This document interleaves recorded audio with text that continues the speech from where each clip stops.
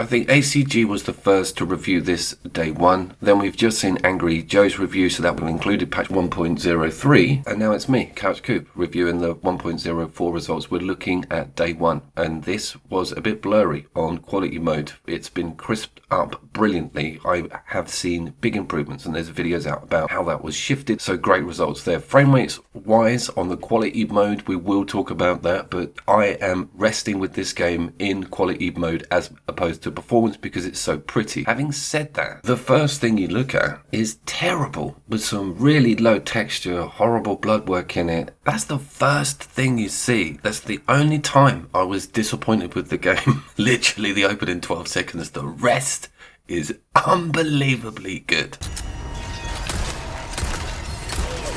First things, now this was a happy accident, is the haptics. Listen to the noise on the rattle that comes through the pad with the submachine gun.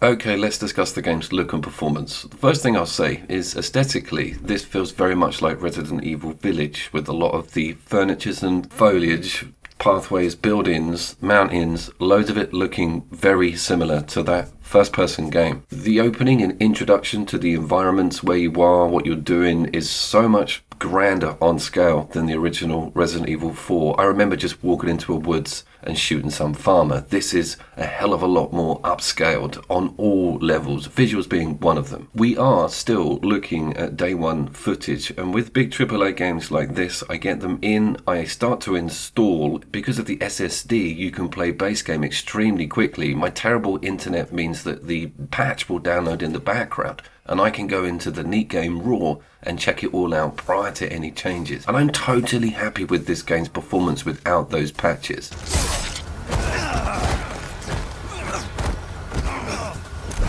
Because it is so freaking pretty and there's so many effects going on, dust and smoke and particles, bits of head coming off, you really want that resolution up, and it doesn't suffer on frame dips. I saw 3 or 4 in the entire time I was playing that campaign. And we just saw some footage there of a zombie being dealt with and then reanimating into a slightly hardcore version of the mid-tier zombies. So they've added this excellent angle with zombies having a bit more depth to them. Back to that performance and quality mode, some PlayStation 5 AAA games have quality modes that are just unplayable because the frame rate dips too much and it's too much of a distraction and you just can't get on with things. This is perfect. This is up with the Special 3, GT7, Demon's Souls, Dead Space, and of course Callisto's in there. What I want to talk about is intimate, in-your-face combat and how that camera's changed. A little bit like that Ragnarok God of War change. We're far more closer to Leon and the angles are loads more dramatic. We've also got depth of field when things pull in even closer or when stuff gets dramatic. But it's the animations and dissipation mechanics on the zombies themselves and the way that they've integrated some of the cool stuff from Resident Evil 5, including some of that excellent level design we saw in that game with the boat travel, going to different slightly open areas, having the opportunity to sort of scope out sections and then take it out as you feel fit. Death animations, they haven't screwed us, my god.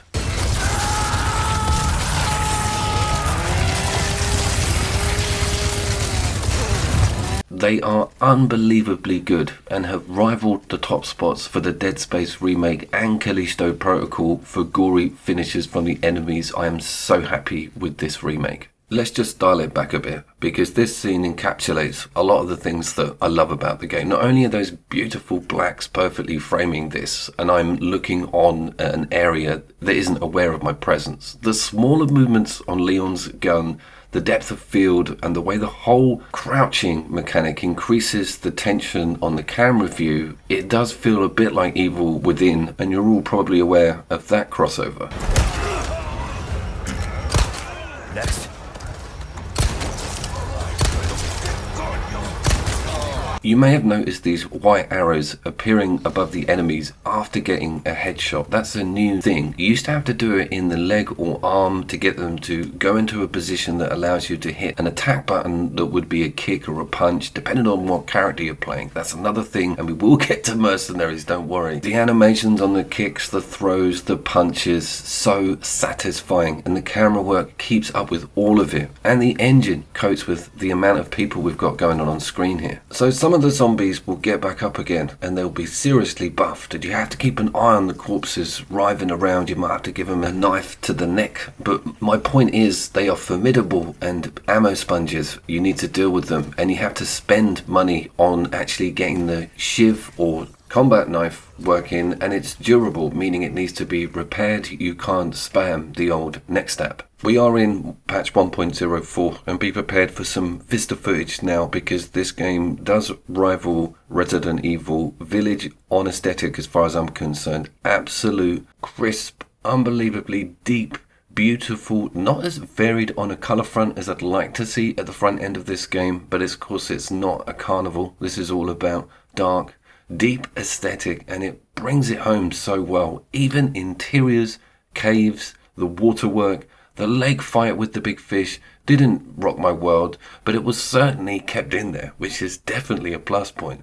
And the major keystones for this game on an original level for what was good is still all in there. They've done exactly what they have with the Dead Space remake, and they haven't moved those building blocks around. That's extremely important. That's one of the main points to drive home about this video, is they have only built on one of the best Resident Evil games in the world. They've only made it better. So I don't quite know where that puts it on its status, because this is head and shoulders above loads of current gen games I've played this year. It is a beautiful third person action ARPG without any of its Resident Evil heritage.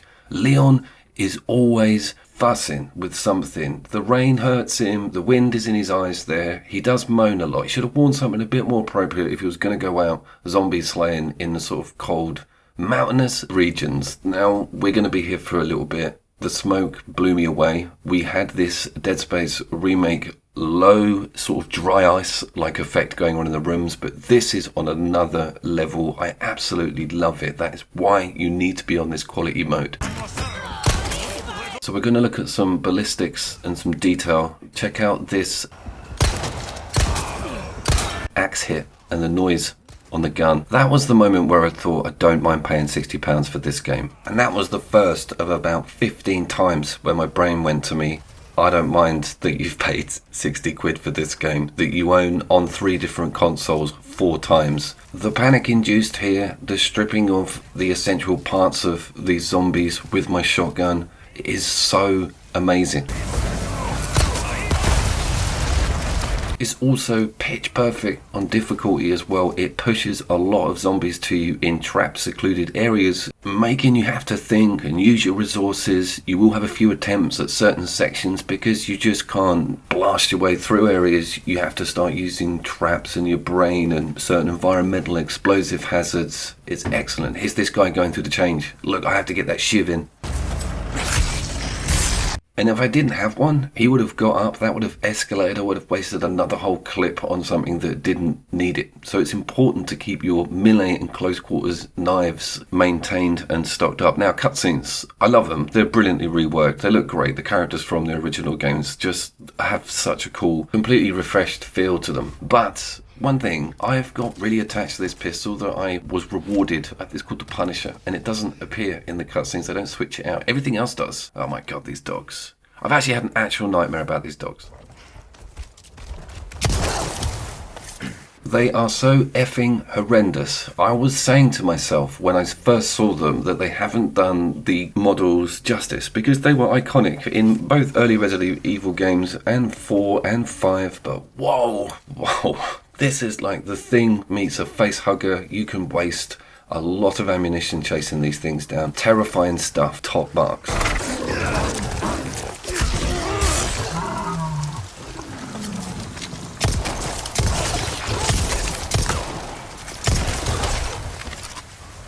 We should cover some of its extensive new tech on ray tracing, shadows and light. Holy crap, there are a few scenes in the game where it all does come into play at once, and that's when you will see some of those 30 frames per second start moving around a bit. But to have this rain, this wind, all this blood, all these reflections and light sources going at the same time, you do not feel shortchanged on that quality mode. I'd like to see the water doing a little bit more on the reflection front, but its movements and how it acts when you're in combat or on that boat is pretty damn cool. But it's the fact that these guys don't stop coming, the way that they deal with their injuries, get back up, grab you, have this brilliant ability to creep up on you as well. They're not as noisy as they have been in previous games, meaning you'll back into one and get yourself in a right panic.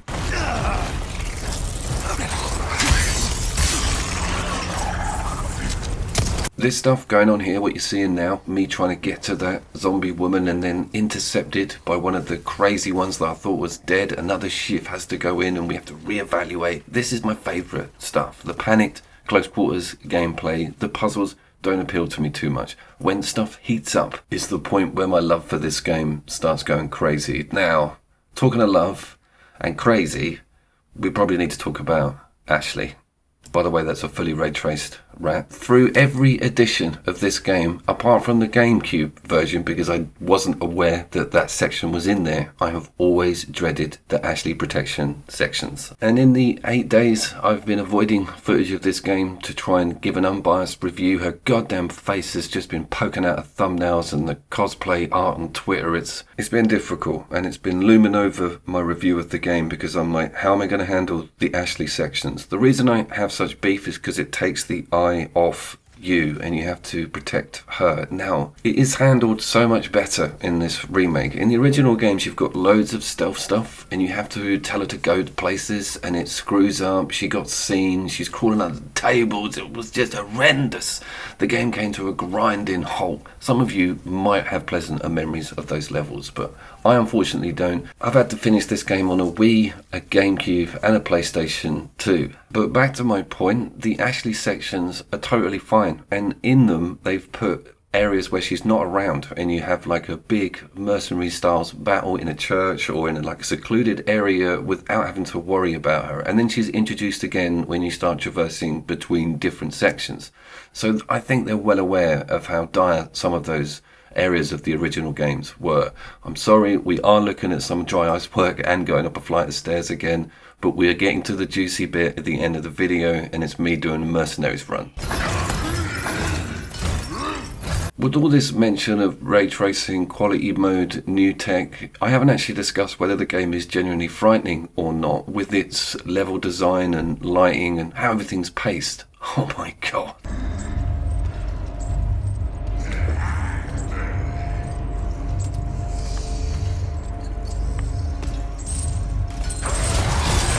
I often moan about the state of the PlayStation 5 gaming catalogue and remakes being everywhere. Demon's Souls and this and the Dead Space remake are so damn good, and I don't mind seeing a lot of them if they're going to be of this calibre. You have to time it with the bottle bank lorry. I was trying to think of a good example of this, and we mentioned it before. John Carpenter's remake of The Thing against that original black and white film. The black and white film was absolutely amazing, and you must watch it. But what Carpenter did to that subject matter and the injection of the modern tech with all the horror and gore is kind of exactly what we're seeing here.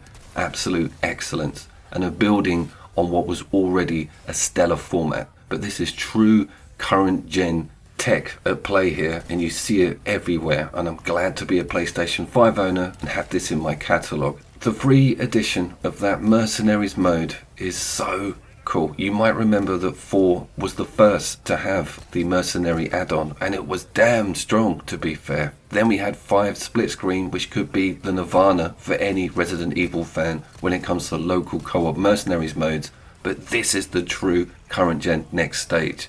Village made you finish the whole damn game before having access to it, and there's something about the Mercenaries in third person that gives it that urgency and gravitas. This is 10 out of 10, and it's going to last me the entire year. What I'm doing is not doing any of the mercenary levels that I haven't finished in the campaign, because you can whack through them all.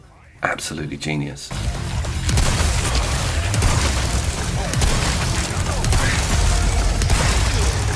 And there is so much new stuff. There's like a special power. Look at that yellow bar at the bottom. My loadouts are amazing. I've got the coolest scope ever.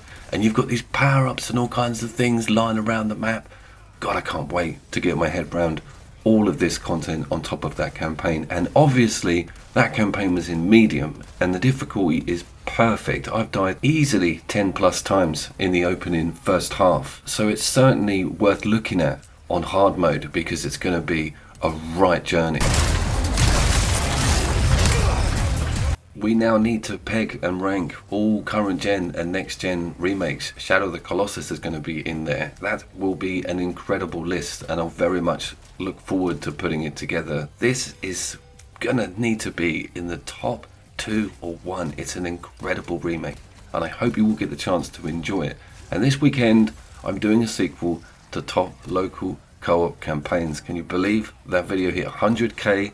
We're going to get some new ones and old ones in. So I will, of course, see you down there. Good luck with those S ranks.